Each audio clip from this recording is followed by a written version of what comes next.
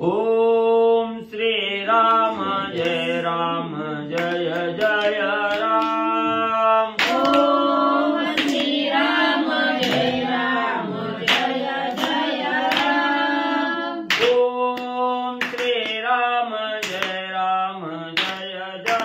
राम। ओम श्री राम जय जय राम। श्री राम जय जय जय राम। श्री राम जय जय जय राम। श्री राम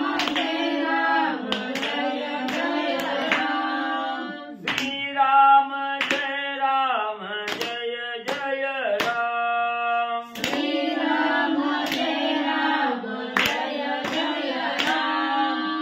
ओम श्री राम जय जय जय राम। ओम श्री राम जय जय राम। ओम श्री राम जय जय जय राम। ओम श्री राम जय जय राम। श्री राम जय जय जय राम। श्री राम जय जय राम। श्री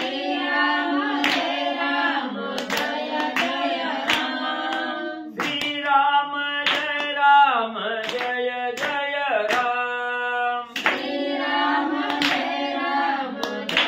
जय राम। ओम श्री राम जय जय जय राम। ओम श्री राम जय जय राम। ओम श्री राम जय जय जय राम। ओम श्री राम जय जय राम। श्री राम जय जय जय राम। श्री राम जय जय जय राम। श्री राम जय जय जय राम। श्री राम जय जय जय राम। ओम श्री राम जय जय जय राम। ओम श्री राम जय जय जय राम। ओम श्री राम जय जय जय राम। ओम श्री राम जय जय जय राम। श्री राम जय जय जय राम। श्री राम जय जय राम।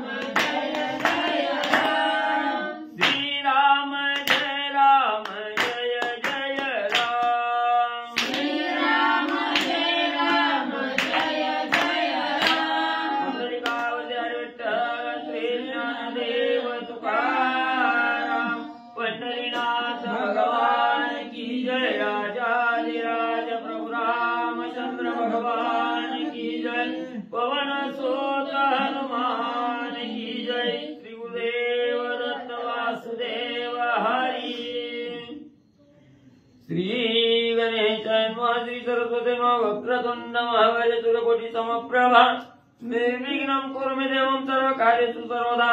गणनाथ रविशुक्र बृहस्पति पंचायतानि स्मरे नित्यवेदवाणी प्रवर्तते। गुरुर्ब्रह्मा गुरुर्विष्णु गुरुर्देवो महेश्वरः। गुरुर्साक्षात् परब्रह्म तस्मै श्री गुरवे नमः। श्रोतावत्तात् पूजितु देव श्री रुक्मिणी वरा पांडुरंगाय नमः। पुंडलिकावतार विठ्ठल श्री ज्ञानदेव तुकाराम पंढरीनाथ भगवान की जय। राजाधिराज प्रभु रामचंद्र भगवान की जय। पवन सुत हनुमान की जय। श्री गुरुदेव दत्त वासुदेव हरि। श्री गणेशाय नमः। श्री प्रभु रामचंद्राय नमः। पंचवटी परम प्रयाण श्रीराम सीता सह लक्ष्मण अगस्तीसी करोनी नमन शीघ्र गमनाती केले। श्री गणेशाला वंदन करून प्रभू रामचंद्राचं स्मरण आणि सद्गुरूशी शरण जाऊन कथेचं अनुसंधान असणाऱ्या अगस्त्य ऋषींनी सांगितलं गेलं प्रथम अगस्ती ऋषींना त्या ठिकाणी योग्य कुठं राहण्यासारखी जागा आहे, कुठं आम्ही असणार म्हणजे मुक्काम त्या ठिकाणी करावा असं प्रभू रामचंद्रांनी विचारलं गेलं. त्यानुसार अगस्ती ऋषींनी त्या ठिकाणी सांगितलं गेलं की पंचवटी हे असणारं पवित्र स्थान आहे, त्या ठिकाणी श्रेष्ठ असणारं ठिकाण आहे आणि त्या ठिकाणी तुम्ही मुक्काम त्या ठिकाणी करा असं सांगितल्याबरोबर असणारं त्या ठिकाणी राम लक्ष्मण सहित असणारी सीतामावली आहे. त्या ठिकाणी अगस्ती ऋषीला असणारा साष्टांग प्रणिपात त्या ठिकाणी केला, नमस्कार त्या ठिकाणी घातला आणि पंचवटीच्या ठिकाणी जाण्यासाठी गमन म्हणजे करू लागले. रम्य रमणीय गंगा तटी पंचक्रोश पंचवटी उल्हास तिघांच्याही पोटी उठा उठी निघाली. मग असणाऱ्या अगस्ती ऋषी पासून 5 कोसाच्या अंतरावर म्हणजे असणारी पंचवटी आहे. त्या ठिकाणी अतिशय रमणीय मनाला रममान करणारा असं असणारं स्थळ आहे. त्या ठिकाणी असणारं दैदिप्यमान असणारं ठिकाण आहे आणि याच पंचवटीच्या ठिकाणी जाण्यासाठी राम लक्ष्मण सीता यांना अतिशय आनंद त्या ठिकाणी झालेला आहे. तिघांच्याही मनामध्ये अतिशय उल्हास त्या ठिकाणी आलेला आहे आणि तत्परतेनं पंचवटीच्या ठिकाणी जाण्यासाठी मार्गस्थ म्हणजे झाले. अरुणा वारुणा संगम प्राप्ती मीनली प्राची सरस्वती तीर्थ पावना जगती आवडे वस्ती श्रीरामा. आणि त्याच पंचवटीच्या ठिकाणी म्हणजे असणारा अरुणा आणि वरुणा नदीचा असणारा संगम आहे आणि त्याच संगमाला तिसरी असणारी सरस्वती म्हणजे त्या ठिकाणी आणि प्राप्त झालेली आहे. अतिशय त्रैलोक्यामध्ये त्रिजगतामध्ये पावन असणारं हे पंचवटीचं ठिकाण आहे. त्या ठिकाणी आणि एवढी असणारी त्या ठिकाणी तीर्थक्षेत्र म्हणून असणारी पावनभूमी ही असणारी पंचवटी आहे आणि तिथं म्हणजे असणारे प्रभू रामचंद्राला राहण्यासाठी आवड म्हणजे निर्माण झाली. सुंदर आणि कपाळेश्वर दोही तिरी मनोहर तीर्थे पावना परिकर श्रीरामचंद्र रहिवास. मग पंचवटी ही अतिशय त्रिवेणी संगमावर त्या ठिकाणी वसलेली आहे. सुंदर असं असणारं कपालेश्वराचं मंदिर आहे. त्या ठिकाणी दोन्ही बाजूला अतिशय त्या ठिकाणी जे तीरे आहेत त्या तीरावर मनमोहक दृश्य त्या ठिकाणी आहे. अतिशय पावन करणारं पवित्र असणारं तीर्थ म्हणजे त्या ठिकाणी आहे. तिथं अखंड असणाऱ्या तीर्थयात्रा आणि त्या ठिकाणी घडतात. तिथं असणाऱ्या प्रभू रामचंद्राचा रहिवास आणि त्या ठिकाणी म्हणले होत आहे. पद्मपुरी निशाचरा वसताती अति दुर्धर तेणे भये वसनगर तीर्थ परिचार खुंटला. मग एवढं पावन तीर्थक्षेत्र आहे. त्या ठिकाणी तीर्थयात्रेकरू असंख्य त्या ठिकाणी येत होते, परंतु हे असणारं पद्मपूर नावाचं असणारं गाव आहे, ठिकाण आहे. पण म्हणजे तीर्थयात्रा व्हायची सोडून म्हणजे तिथं असणारे तीर्थेकरू त्या ठिकाणी येत नाहीत, यात्रेकरू त्या ठिकाणी येत नाहीत. ही असणारी वस्ती अतिशय ओसाड म्हणजे त्या ठिकाणी पडलेली आहे. भयानक परिस्थिती त्या ठिकाणी झालेली आहे. ओस नगर त्या ठिकाणी आणि म्हणजे पडलेला आहे. त्याच्यामुळे यात्रा ही भरणा यात्रेकरू ही तिथं त्या ठिकाणी येणं गेले, कारण त्या असणाऱ्या म्हणजे ठिकाणी राक्षसाचा रहिवास त्या ठिकाणी वाढला गेला.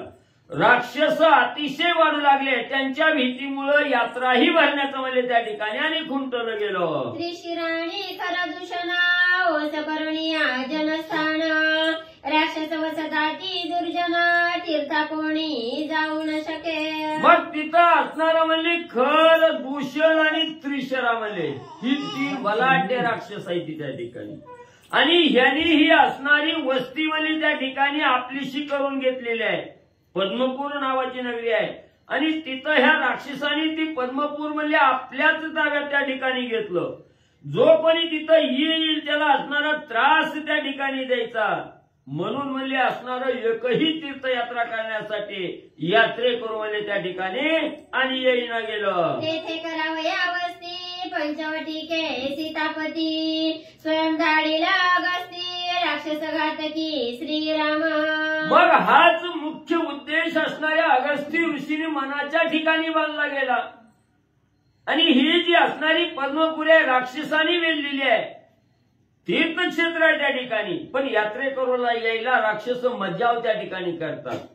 म्हणून हा असणारा योगायोग असणाऱ्या अगस्ती ऋषींनी साधला आणि याच असणाऱ्या पंचवाटिकेमध्ये प्रभू रामचंद्र त्या ठिकाणी गेल्याबरोबर राक्षसाचा घात त्या ठिकाणी करतील आणि पद्मपुरी ही जी आहे ती राक्षस मुक्त त्या ठिकाणी करतील, हा उद्देश अगस्ती ऋषींनी मनामध्ये धरला आणि राक्षसांच्या कुळाचं निर्दलन करण्यासाठी प्रभू रामचंद्राला पंचवटी हे पद्मपुराचं ठिकाण आणि योग्य प्रकारे अगस्ती ऋषींनी म्हणजे सांगितलं. राक्षसांचे कुळ निर्दलन सगळं करीला रघुनंदन, या लागी पंचवटी स्थान दिदलं नेमून अगस्तीने. राक्षस नाहीस त्या ठिकाणी करतील हा मनोदय त्या ठिकाणी केला, म्हणून म्हणजे असणाऱ्या प्रभू रामचंद्राला त्या पंचवाटिकेच्या ठिकाणी आणि पद्मपुराच्या ठिकाणी म्हणजे मुक्काम करण्यासाठी म्हणजे जागा नेमून दिली. पंचवटी वनांतर श्रीराम चालिला सत्वर, पुढे जटायू रुद्र पर्वताकार देखील समोर श्रीरामे. मग असणारे राम लक्ष्मण सीता म्हणजे या असणाऱ्या पंचवटिकाच्या दिशेनं म्हणजे वनामध्ये त्या ठिकाणी चालू लागलेले आहे. अतिशय वेगानं मार्गक्रमण करत असताना पुढे एक असणारं दृश्य त्या ठिकाणी प्रभू रामचंद्राला दिसलं. पर्वता एवढा अप्पाच्या दिप्पाड असणारा देह आहे आणि एक असणारं गिधाड आहे म्हणजे त्या ठिकाणी. हे गिधाड त्या ठिकाणी पडलेलं आणि प्रभू रामचंद्राच्या दृष्टीला समोर म्हणजे दिसलं. डोळ्या रक्त दगदगीत चांचवडे समसमित, हातावर राक्षस असे अद्भुत दोही निश्चित मानिला. मग प्रभू रामचंद्राने पाहिलं गेलं पर्वता एवढा देह आहे त्या ठिकाणी. डोळ्याकडे बघितलं अतिशय रक्तानं लाल झाले असावे अशा प्रकारचं डोळं लाल भडक त्या ठिकाणी झालेलं आहे. अतिशय धारदार असणारी चोच आहे त्या ठिकाणी. तेव्हा असणाऱ्या प्रभू रामचंद्राने मनाच्या ठिकाणी विचार केला की आपण मार्गक्रमण करत चाललेलो आहे आणि आपल्या मार्गाचं रोधन करण्यासाठी हा असणारा बलाढ्य राक्षस या ठिकाणी असावा, हा निश्चय प्रभू रामचंद्राने आणि मनाच्या ठिकाणी म्हणले केला. धनुष्य सज्जोनी मुष्टी दोघे चालिले जगजेठी, रामे हा केला शौर्य दृष्टी बाणमुष्टी ओढी सज्जोनी. मग लगेच असणारा राक्षस हा मनोमन निश्चय त्या ठिकाणी केला आणि राक्षसाला मारण्याच्या उद्देशानं हातामध्ये असणारा धनुष्य सज्ज त्या ठिकाणी केला. धनुष्याला असणारा त्या ठिकाणी दोरीला बाण त्या ठिकाणी लावला आणि असणारं बाण लावून धनुष्य सज्ज करून प्रभू रामचंद्र लक्ष्मण आणि सीता त्या ठिकाणी जाऊ लागले आणि शौर्य दृष्टीनं समोर त्या ठिकाणी पाहू लागले की नक्की या राक्षसाचा अंत त्या ठिकाणी करायचा, म्हणून धनुष्याच्या दोरीला असणारा बाण त्या ठिकाणी लावला मार्गक्रमण करू लागले. राय साहे धरी धीरा रुद्र रूपी आतून निशाचर, मार्ग रोधीसी अति दुर्धर भाणी सत्वर छेदिन. मग लगेच प्रभू रामचंद्रांनी बोलायला सुरुवात केली. हे असणाऱ्या गिधाडाच्या रूपामध्ये बसलेल्या राक्षसा ऐक म्हणजे मी असणारा प्रभू रामचंद्र आहे म्हणजे या ठिकाणी. तू असणारा पक्षाच्या रूपात या ठिकाणी बसलेला राक्षस आहे, पण आता म्हणजे तुला त्या ठिकाणी ठेवीत नाही. तुला आता असणारा तुझा अंत म्हणजे त्या ठिकाणी करतो, म्हणून असणाऱ्या प्रभू रामचंद्राने गर्जना म्हणजे केली. माझे सुटली या कुराडे तुझे पक्ष बळा बापुडे, केवुता पळसीला माझा पुढे रणीरावकडे पाडीन. आणि माझ्या असणाऱ्या धनुष्याच्या पुढे तुझ्या अंगात किती बळ आहे ती बघू म्हणजे असणाऱ्या पक्षाच्या रूपात म्हणजे त्या ठिकाणी बसलेल्या राक्षसा. तू कसा असणारा धीर त्या ठिकाणी धरतोय, माझ्या असणाऱ्या बाणापुढे कसा तुझा असणारा निभाव त्या ठिकाणी लागतो तेच म्हणजे आता बघतो. रुद्ररूपी तू येथे कोण मार्ग रोधवया काय कारण, समोर सांगावे निज कथन प्राण घेईन न बोलता. मग प्रभू रामचंद्रांनी बोलायला सुरुवात केली. या असणाऱ्या गिधाडाच्या रूपात बसलेल्या राक्षसा तू कोण आहे आणि हा असणारा मार्ग म्हणजे अडवण्याचं काय कारण आहे, म्हणजे तू ह्या आमच्या असणाऱ्या वाटेत म्हणजे का त्या ठिकाणी मार्ग रोधन त्या ठिकाणी करून बसला, कोण आहे कुठला आहे त्या ठिकाणी माहिती प्रभू रामचंद्रांनी विचारली गेली. आणि नाही सांगितलं तर तुझा म्हणजे न बोलताच म्हणजे गपचिप म्हणजे काटा आणि त्या ठिकाणी काढे. मी दशरथी श्री रघुनंदना सीताकांता बंधू लक्ष्मण, पंचवटी के करीतो गमन मार्ग रोधन का केले. माझी मी माहिती सांगतो म्हणजे राक्षसा, मी असणाऱ्या अयोध्या नगरीचा राजा दशरथाचा मुलगा असणारा प्रभू रामचंद्र आहे, त्यांच्या बरोबर माझी असणारी पत्नी सीता माऊली आहे आणि माझा असणारा धाकला भाऊ लक्ष्मण, हे म्हणजे आम्ही वनामध्ये म्हणजे गमन करण्यासाठी आणि म्हणजे चाललेलो आहोत. ऐकोणी श्रीरामाचे वचन, जटायु घाली लोटांगण, दाशरथी रघुनंदन, तुझे महिमन मी जाणे. मग असणाऱ्या प्रभू रामचंद्राचं नाव म्हणले त्या असणाऱ्या गिधाडानं ऐकलं. त्याच वेळेस ते असणारं गिधाड ते होतं म्हणजे त्या ठिकाणी जटायू पक्षी होता आणि त्या जटायूनं प्रभू रामचंद्राचं नाव ऐकल्याबरोबर साष्टांग नमस्कार त्या ठिकाणी रामाला घातला आणि असणारा जटायू पक्षी बोलू लागला, रामा तुमचा महिमा सांगण्याची गरज नाही, मी अगोदरच तुमचा असणारा महिमा त्या ठिकाणी जाणलेला आहे. राम कोण आहे, रामाच्या अंगात काय ताकद आहे, हे सर्व परिचय मला आणि त्या ठिकाणी म्हणले आहे. तुझे घ्यावया दर्शन, पंचवटी वन सेवन, करू येईला रघुनंदन, भोकाळ जाण मी तिष्ठत. मग रामा मला माहिती आहे म्हणली तुम्ही याच मार्गानं पंचवाटिकेमध्ये जाण्यासाठी म्हणले येणार आहोत, ही मला अगोदरच त्या ठिकाणी कळलेलं आहे. म्हणून म्हणले असणाऱ्या प्रभू रामचंद्राचं दर्शन घ्यायचं, हा मनोमन असणारा इच्छा त्या ठिकाणी असणारी इच्छा त्या ठिकाणी धारण केलेली आहे. म्हणून म्हणजे तुम्ही कवा येताव काय येताव म्हणजे तुमच्या दर्शनाची आस माझ्या मनाला त्या ठिकाणी लागली. म्हणून म्हणजे इथं मार्गात म्हणले मी तुमची वाट बघत म्हणजे किती दिवस म्हणले बसलेलो आहे. तुझा पिता जाण दशरथ, युद्ध सखा माझा आप्त, स्वर्ग गेला इंद्र सायार्थ, नमुची घात जय केला. मग म्हणजे तुमचा असणारा वडील म्हणजे त्या ठिकाणी राजा दशरथ आहे म्हणजे त्या ठिकाणी, आणि राजा दशरथ म्हणजे असणारा म्हणजे स्वर्गाच्या ठिकाणी युद्ध करण्यासाठी म्हणजे असणाऱ्या इंद्रदेवाला सहाय्य होण्यासाठी म्हणजे राजा दशरथ म्हणजे त्या ठिकाणी गेले होते आणि इंद्राला सहाय्य केलं. नमू दैत्याचा असणारा वध म्हणजे त्या ठिकाणी राजा दशरथाच्या सहाय्यामुळे म्हणजे इंद्राला त्या ठिकाणी करता आला. तो बी म्हणजे माझ्या परिचित असणारे दशरथ म्हणजे आहेत. मी आकाशी झडपणी जाणार, दैत्यांचे उडविले शिरस्त्राण, दशरथे विंदणीय बाण, दैत्य दारुण निर्दळीले. मग म्हणजे जे युद्धामध्ये असणारी दैत्य त्या ठिकाणी येत होती त्यांचं म्हणजे आकाशात म्हणजे भ्रमण करत असताना माझ्या पंखानं म्हणजे अनेक असणाऱ्या दैत्याची मुंडकी म्हणजे धारा वेगळी त्या ठिकाणी केलेली आहे आणि असणाऱ्या दैत्याचं मुंडकं म्हणजे असणाऱ्या राजा दशरथांनी म्हणजे त्या ठिकाणी अनेक असणाऱ्या दैत्याचं म्हणजे त्या ठिकाणी म्हणजे मुंडकी उडवलेली आहे.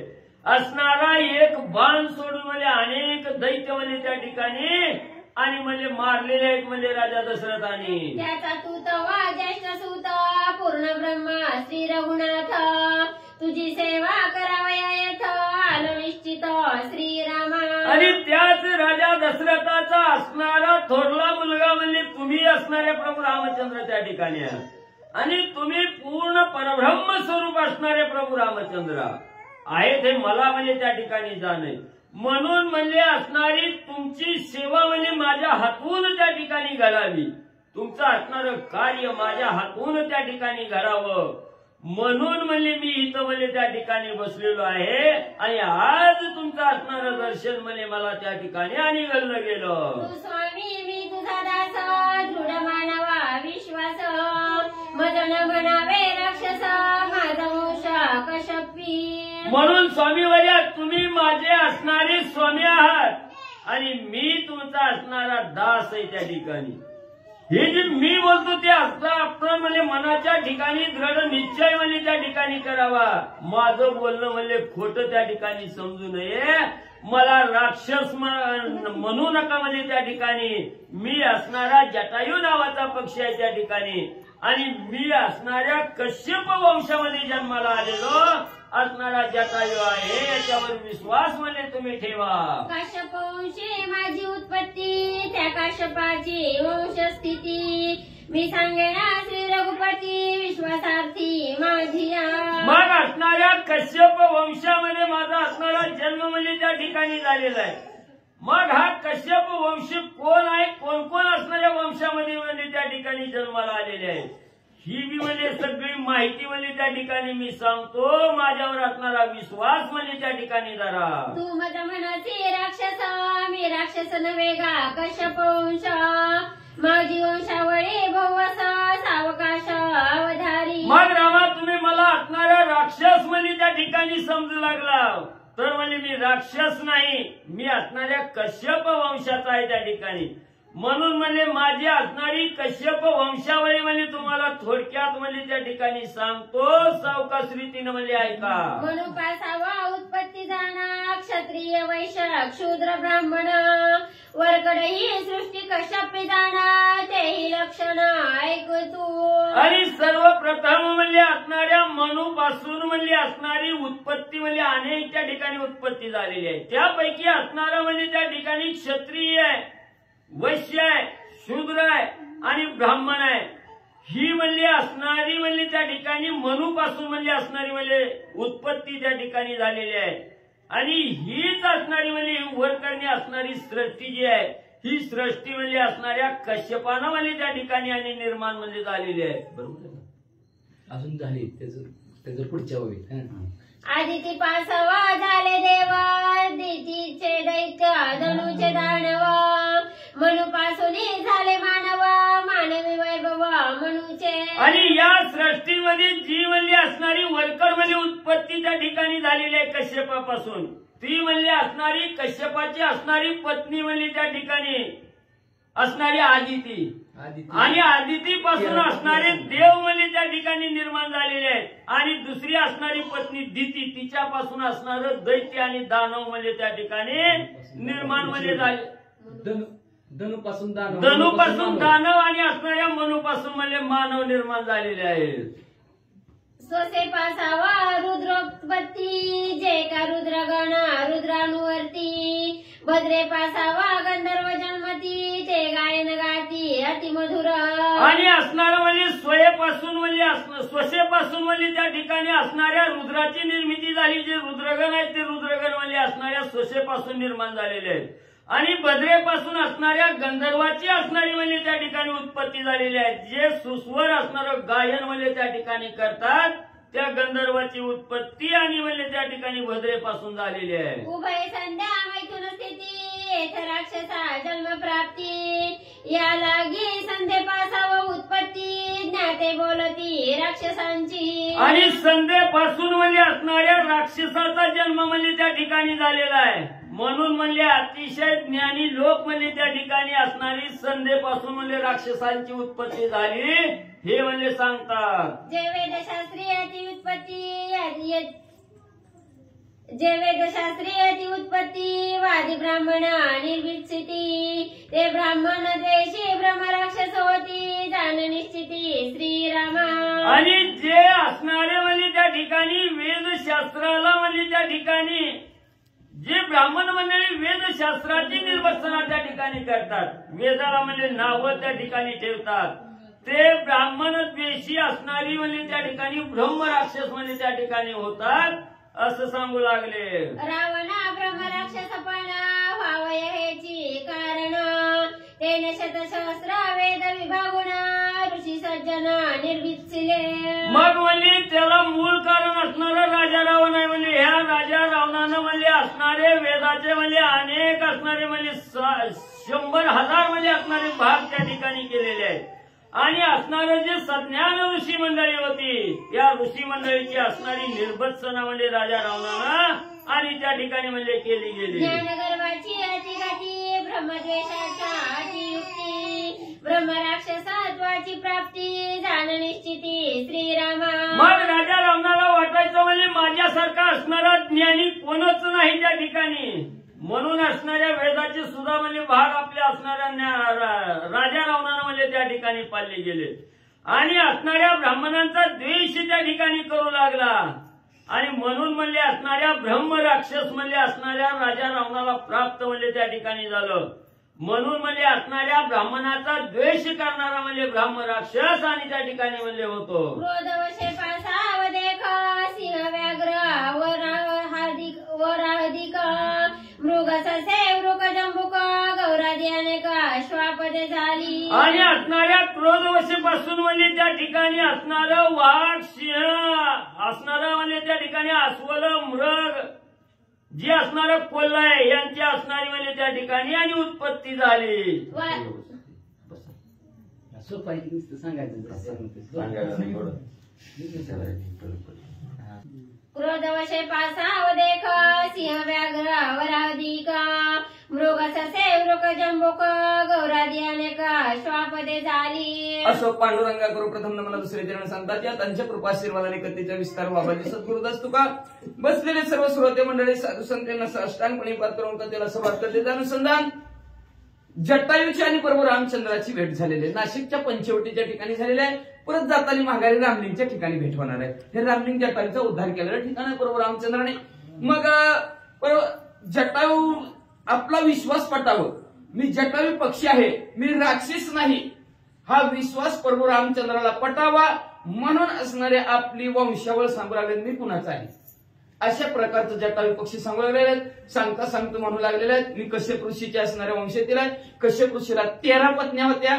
13 पैकी त्याच्यातली एक असणारे आता सांगितलं गेलं क्रोधवशी आहे. त्या क्रोधवशीपासून म्हणजे असणाऱ्या जी हिंस्र प्राणी आहेत, सिंह आहे, वाघ आहे, कोल्हा आहे, हे असणारे प्राणी झाले. त्याच्यानंतर जी का गौरा आहे तिच्यापासून हरिण झालं, ससे झाले, वाघ झाले, जंबूक झाले म्हणजे कोल्हे. अशा प्रकारची 13 पत्न्यापासून ही सृष्टी सर्व निर्माण झाली याची माहिती प्रभू रामचंद्राला तो जटायू पक्षी सांगू लागला. वारणी पासावा उत्पत्ती जन्म पावला ऐरावती गज दिग्गजांची प्रसूती जाण निश्चिती तिचेणी. जी वारणी नावची असणारी कश्यप ऋषीची पत्नी होती त्या पत्नीपासून म्हणले असणारा ऐरावत हत्ती आहे म्हणजे इंद्रदेवाचं वाहन आहे ते ऐरावत रत्न थोर.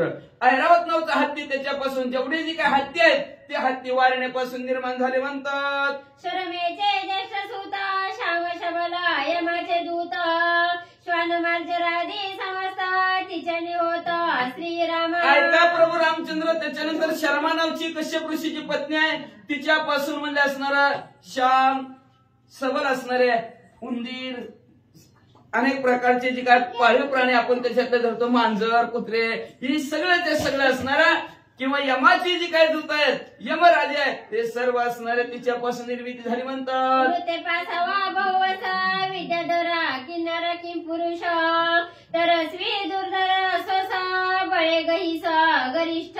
गर्विष्ठ असणारे अतिशय बळाने असणारे अहंकारी असणारे असे जे काही किन्नर आहे ती म्हणजे असणाऱ्या. त्याच्यानंतर अनेक प्रकारचे असणारे गणगंधर्व आहेत. हे सर्वचे सर्व असणारे म्हणजे वृत्तेपासून निर्माण झाले. अशी वृत्ता नावची एक असणारी पत्नी होती कश्यप ऋषीची तिच्यापासून ह्यांची निर्मिती झाली. जगळे पासावा जाणा वने उपवने कंटकी विपिन विरुद्ध गवल्ली औषधी तृणा दुर्धर्वना ते व्याली. त्याच्यानंतर जी काय जागळे आहे ह्या जागळीपासून म्हणजे असणारे काटेरी जेवढी वनस्पती आहेत औषधी वनस्पती असतील 18 भार वनस्पती आहेत. त्या 18 भार वनस्पतीची तिच्यापासून निर्मिती झाली म्हणजे तिनं त्या वनस्पतीला वेलीला जन्माला घातलं. उत्पत्ती सुरभिपासना तेथे जन्मली कामधेन गाई बैला अधिकरणा उत्पत्ती स्थान पशूंचे. त्याच्यानंतर जी सुरभी नावची त्यांची पत्नी आहे तिच्यापासून कामधेनू गायची निर्मिती झाली. जेवढी जी काय असणार आहे म्हैस असेल बैल असेल गाय असेल सर्व ते सर्व पशूची उत्पत्ती तिच्यापासून झाली म्हणतात. वडवे पासावा अश्वसंभूती उच्च श्रवा स्वर्ग संपत्ती श्यामकर्णादी नाना जाती अश्वोत्पत्ती तिचेनी. बडवे नावची असणारी त्यांची पत्नी तिच्यापासून म्हणजे असणाऱ्या घोड्यांनी जन्म जेव्हा घोड्यांना जन्म झाला स्वर्गाची संपत्ती म्हणजे उच्च श्रव नावचे घोडे त्या घोड्यांना सुद्धा हिनच जन्म दिला म्हणतात. तिचे ठाई दुर्धर भारवाहक खरोष्ट्र जन्म पावले अपर वेसर खरा संयोगे.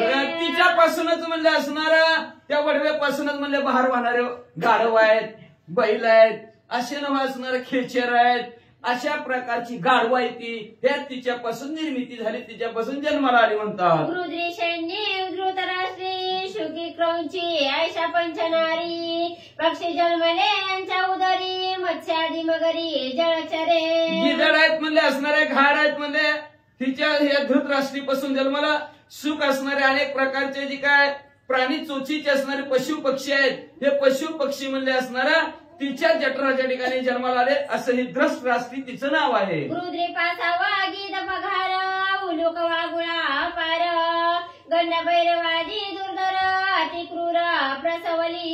ही जी काय गृध्री नावची जी काय त्यांची पत्नी होती तिच्यापासून म्हणले असणारं गिधड झालं, घार झाली, घुबड झालं, त्याच्यानंतर वटवा गोळ अशा पक्ष्यांना तिनं जन्म दिला. शैली पासावा जन्मले देख शैन तित्तीर लावक कपता कोकिळ कुकुट काक सरळ बेडूक जन्मले. जी शेन नावची त्यांची पत्नी होती तिच्यापासून म्हणले असणारं तितर, कपत पक्षी, कोकिळा, कोंबड्या, कोंबडी अशा प्रकारचं असणारं सरड्या बेडूक तिच्या पासून जन्माला आले. जन्मला क्रौंशीच्या उदरी डोकटी टवी कांकणधारी भोरड्या जन्मल्या घुमरी अहोरात्री किळकिळती. त्याच्यानंतर असणारी जी काय आहे क्रौंच नावची त्यांची जी काय पत्नी होती त्या क्रौंच नावच्या पत्नीकडून अहोरात्री किळकिळणाऱ्या भोरड्या आहेत त्या. आपण त्या पक्ष्यांची नाव आहे ती ढोक पक्षी आहे, टिवटिवी आहे, अशा प्रकारचे पक्षी तिच्या पोटाच्या ठिकाणी जन्माला आले. सुखी पासावा शुक सारिका चाप भारद्वाज मयूर देखा चिड्या काळ चिड्याने का पिंपळा बोलला भविष्योत्तरी. जी काय शुक नावची त्यांची पत्नी होती तिच्यापासून शुक, साळुंकी अशा प्रकारच्या असणाऱ्या पिंगळा, पुढचं भविष्य सांगणारा अशा प्रकारचे अनेक पक्षी तिच्या पोटी जन्माला आले. धृतराष्ट्राचे पुत्र चौक हंसबक कारंडक चकोराणी चक्रवाक मत्स्याद्यानक धृतराष्ट्राने तिला असणारे 4 पुत्र झाले. हंसबक झालं, करंडक झालं, चकोर पक्षी झालं म्हणजे अशा प्रकारच्या मासे पण तिच्या पोटाला जन्माला आले. वाचा रूपासावा अनेक काळ कर्कोटक भुजंग शेषवासुकी नाना नाग पाताळ पन्नग ते कद्रुपासून अनेक प्रकारचे असणारे नाग जन्माला आले, साप जन्माला आले, शेष आले, ते सर्वचे सर्व पाताळात राहू लागले. कश्यपासावा सुरासुर कश्यपासावा नर किन्नर कश्यपासावा चराचर सृष्टी समग्र कश्यपापासूनच सर्व चराचर हलणारा न हलणारा सजीव निर्जीव सर्वचे सर्व कश्यपापासून स्त्री पुरुष पशु पक्षी निर्माण झाले म्हणतात. जरायुष जे का जन्मले उद्बीज ते हे कश्यपाचे निज बीज दुधर तेज कश्यप. दुर्धर असं महाभयानक तेच कश्यप ऋषी जवळ होतं. बरोबर रामचंद्र त्या कश्यप ऋषीने म्हणले असणारे चारी खाणी माणसाला जन्माला घातलं म्हणले असणार जी उद्बीज आहे, अंडज आहे, श्वेदेज आहे आणि जरायुज आहे. ही चारी खाणे. आता तुम्ही म्हणता हे असणार अंडज काय, अंड्यापासून जन्माला आले, ती बी जन्माला घातली. स्वेदेज म्हणजे घामापासून जन्माला आली. बरं का तुम्ही म्हणता घामापासून काय जन्मत असते का, वालिका घामापासून जन्मात डोक्यात जास्त असणारा घामोर लागेल बघा, वालिका झाल्याशिवाय राहत नाही. त्याच्यानंतर असणारा जरायुज असणाऱ्या जरायुज पासून असणारा स्त्री पुरुष नरमादी असली की त्याच्यापासून असणारा माणसाचा जरायुज झाला. आणि त्याच्यानंतर उद्बीज आहेत, काही असणारे झाड आहेत ती उद्बीज दुसऱ्याने खाल्लेलं बीज सांडल्याशिवाय ती झाडं उगवत नाही. ती वड असेल, पिंपळ असेल, उंबर असेल अशा प्रकारची त्याला उद्बीज म्हणतात. अशी 4 खाणी कश्यप ऋषी पासून निर्मिती झाली म्हणतात. भूचरा खेचर जे जे भासे चराचर ते ते कश्यपी चरित्र परम पवित्र श्रीराम. परम पवित्र असणारा बरोबर रामचंद्र सर्व सृष्टी कश्यप ऋषी पासून आहे. चराचर हलणार ना हलणार, खेचर आकाश मार्गाने, भूचर पृथ्वी तलावरचं, जलचर पाण्यातलं सर्वच्या सर्व कश्यप ऋषीनं तयार केलेलं आहे म्हणले. ज्याचे नाठवे कुलगोत्र त्यांनी कश्यप लावित ते तत्काळी होती पुनीत जगी विख्यात कश्यप. हो बरोबर रामचंद्र ह्या जगाच्या ठिकाणी प्रसिद्ध असणारे कश्यप ऋषी आहे. ज्याला म्हणलं का नाही कुठल्या गोत्रात नाही आठवलं की कश्यप ऋषीच्या गोत्रात आहे म्हणून सांगायचं, विषय मिटला. जे कश्यपी लागला तो मुक्तीच्या घराशी वा वा वा वा. मुक्ती मुक्तीचा दादूला वाखाणीला कश्यप. ज्याला का जे असणारा कश्यप ऋषीत आहे म्हणलं की पवित्र झाला, पावन झाला, नव त्याच्या कुळाचाही उद्धार होईल म्हणजे एवढंच नाही म्हणले असणार त्याच्या घरी 4 मुक्त्या राबतात म्हणले. सृष्टीचा करता सृष्टीचा हरता एवढी कश्यपाची सत्ता या लागे मुक्तीचा दाता जाण तत्वता कश्यप. प्रभू रामचंद्र कश्यप ऋषीला म्हणले असणारा मुक्तीचा दाता बी आणि मुक्तीचा असणारा मुक्तीला या दाता म्हणतात मुक्तीचा म्हणजे असणार का कश्यपच निर्मिती करतात आणि कश्यप ऋषीच संपवून टाकतात म्हणले म्हणून असणारा कश्यप ऋषी जगाच्या ठिकाणी अतिशय प्रसिद्ध आहे. प्रभू रामचंद्र जटायू सांगू लागले कश्यपी सृष्टी वर्णी ऐसा वक्ता नाही कोणी मी बोलिलो सकळोनी क्षमा सज्जनी प्रभू रामचंद्र काय सांगायचं ह्या कश्यप ऋषीच्या सृष्टीची जर असणाऱ्या निर्मितीची कथा सांगायची म्हणले तर भल्या भल्यांना असणारं जमत नाही म्हणले. पण प्रभू रामचंद्र तुमच्या कृपा आशीर्वादाने मी थोडक्यात तुम्हाला सांगितली नाहीतर भरपूर कश्यप ऋषीच्या असणाऱ्या सृष्टीचं वर्णन आहे म्हणले असणार. त्या कश्यपाचा मीना तू जटायू नामे विख्यातू ऐक माझा वृत्तांतू समूळ साध्यंतू सांगेन. ऐका प्रभू रामचंद्र त्या कश्यप ऋषीचा नातू आहे आणि माझं नाव जटायू आहे. मग आता माझाही जन्म कसा झाला तुम्हाला त्याची सविस्तर माहिती सांगतो ऐका. कश्यपासी भौतपत्नी मुख्य आदिती दिती दणी चौथी माझ्या पित्याची जननी विनत नामी पतिव्रता. कश्यप ऋषीला भरपूर पत्नी त्याच्यात फक्त 13 सांगितलेले 13 पत्नी कश्यप ऋषीला आहेत. त्याच्यात मुख्य असणारे कोण आहेत दिती आदिती आणि माझ्या वडिलाची असणारी पत्नी आहे तिचं नाव आहे विनिता आणि ही असणाऱ्या मुख्य आहेत त्याची माहिती तुम्हाला सांगतो ऐका. विनतेचे दोघे कुमार अरुण आणि गरुड सुपुत्र भगवत वजनी अति पवित्र त्यांचे चरित्र अवधारी. आणि त्या विनितीला म्हणले असणारे 2 मुलं झाली. त्याच्यातला एक असणारा अरुण आहे दुसरा एक असणारा गरुड आहे. अरुण कुठं आहे सूर्याच्या रथाच्या असणारा सारथी आहे म्हणून पहिल्यांदा अरुण उदय झाला उठा पहिल्यांदा अरुण येतो मग सूर्यदेव येतो. मग असा एक अरुण आहे आणि असणारा दुसरा गरुड आहे. काय शूरवीर पराक्रमी पोर असतील. गरुड दुसरं कोण आहे भगवंताचं वाहन आहे भगवंत त्याच्यावर बसतात आणि इकडून तिकडे जातात. अशा प्रकारचं गरुड आणि गरुड आणि असणारा अरुण अशी ही भगवत भजनी भगवंताचं भजन म्हणजे सेवा करणारी भगवंताची सेवा करणारी नामस्मरण करणारी चिंतन करणारी अशी अतिशय पावन पवित्र त्या दोघांचं चरित्र ऐका म्हणले. अरुण रविरथी सावधान गरुड श्री विष्णूचे वाहन गरुडाची ख्याती अतिगण अमृत हिरण आणिता. ऐका प्रभू रामचंद्र अरुण असणारा सूर्यदेवाच्या रथावर सारथ्य म्हणून काम करतोय. गरुड हा भगवंताचं वाहन म्हणून काम करतोय म्हणले. पण काय सांगायचं प्रभू रामचंद्र आपल्या आईची मुक्तता करण्याची आईची सेवा करण्यासाठी गरुडानी म्हणले पाताळाच्या ठिकाणी गेलेले आहेत आणि भला मोठा अमृताचा कलश आणला.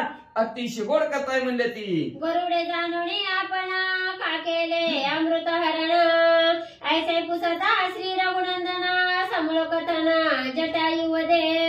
मग म्हणले गरुडने आईचे असणार आईसाठी आईची सेवा म्हणून अमृत आणलं. मग प्रभू रामचंद्राने विचारला अहो जटायूजी का आणलं त्या गरुडीने अमृत काय केलं त्याच्या आईने काय त्याला सांगितलं काय पराक्रम केला कशासाठी अमृत आणलं त्याची जरा समोर माहिती आम्हाला सांगा की. मग असणार जटायू पक्षी म्हणले प्रभू रामचंद्र सांगतो ऐका. वनिता कद्रू दोघी सवती सवती मत्सरांच्या छळनोक्ती कद्रू पुसे विनते प्रती सूर्याचे रथी वारू कैसे. एक दिवशी विनिता आणि कद्रू दोघी बागेमध्ये बसलेले आहेत. पण सवती आहेत दोघं बरं का 13 पत्नी म्हणजे सवतीच झाले की सवती आहेत म्हणजे दोघी बसल्या बसल्या सवती मस्तर वाढला हेवा देवा असतोच ती तवापासून आलेला ती सांगतात सवती मस्तरचं बरं का. मग हेवा देवा करता करता उग बसल्या त्या बसल्या उगाच म्हणले असणारे कद्रू म्हणले विनिता सूर्याचं रथ आहे म्हण चांगला आहे म्हण आणि त्या सूर्याच्या रथाला घोडे कसले बरं निळे आहेत का पांढरे आहेत. वनिता म्हणे वारू जवळ कद्रू म्हणे वारू सुनीळ बोलता बोलता वाढले सळ पैजेचा प्रबळ आपण केला. वनिता म्हणले पांढरे आहेत आणि कद्रू म्हणले निळे आहेत. आता बोलता बोलता दोघीचं लागलं की झटापटी नाही मी म्हणते पांढरे ती म्हणते काळे निळे काळे म्हणतात नाव शर्यत म्हणली दोघीत शर्यत लागली काय लागली वाचा. कद्रू म्हणे श्वेत वारू जरी तरी घडा घेऊनिया शिरी दिव्य सहस्र वर्षावरी पाणी तुझ्या घरी वाहिन.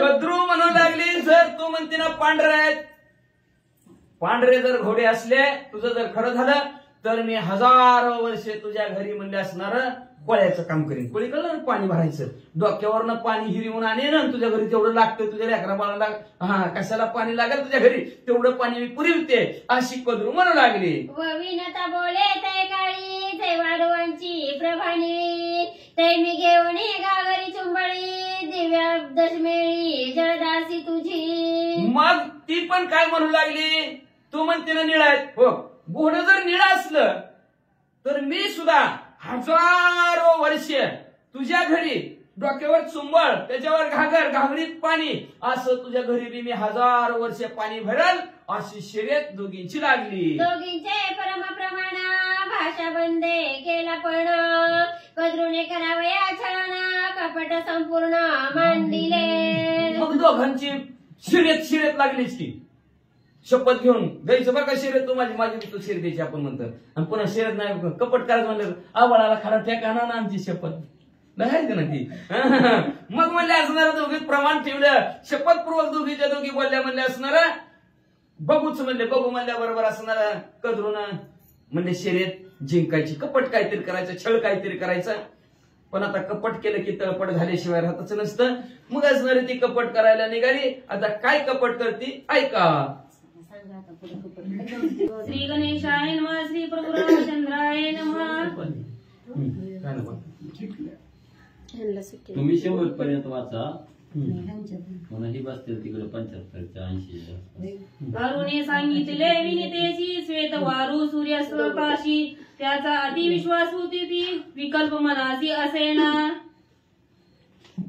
मग अरुण सांगते, सहज आईने विचारलं विनीताने, अरुण सांग बरं सूर्याच्या रथाचे घोडे कसले? ती म्हणली आई पांढऱ्याच आहेत. पांढरे आहेत म्हणला, पांढऱ्यात म्हणला. विश्वास पटला की आईला वाटतं पोरग खरं बोलते, पांढरे आहेत म्हणला. म्हणून तिने दटावून शर्यत लावली, लावती शर्यत, पोरग काय खरं बोलतो रोज सारते म्हणजे पोराला माहिती पांढरे आहेत, म्हणून त्या विनीताने म्हणल्या शर्यत लावली. कद्रू मग कद्रू सरपते कुसे सूर्यरथासी वारू कैसे ते सांगती शुभ्रवेसी मग कद्रू मानसे अति दुःखी. मग कद्रूनं आपल्या पोराला विचारलं, कद्रूची पोरं साप नाग.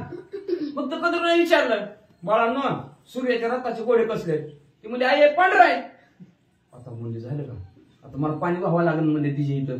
अतिशय दुःखी झाली, तळमळायला लागली, पोरांना काय म्हणू लागली, पुत्राशी सांगे पणाची थोरी दिव्य सहस्र वर्षेवरी मी दासी झाले विनिते घरी जळ परिचारी जळसा दासी. मग पोरांना सांगू लागले, सापांना म्हणू लागले ती कद्रू.